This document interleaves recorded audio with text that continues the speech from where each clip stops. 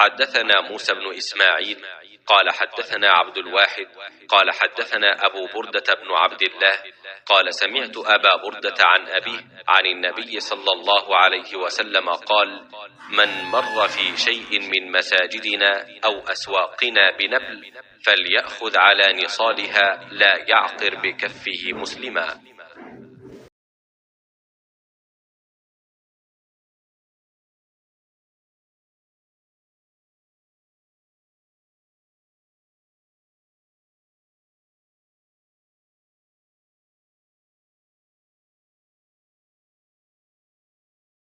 आप सल्लल्लाहु अलैहि वसल्लम ने फरमाया, अगर कोई शख्स हमारी मसाजिद या हमारे बाज़ारों में तीर लिए हुए चले तो उनके फल थामे रहे, ऐसा ना हो कि अपने हाथों से किसी मुसलमान को ज़ख्मी कर दे। सही बुखारी हदीस नंबर 452।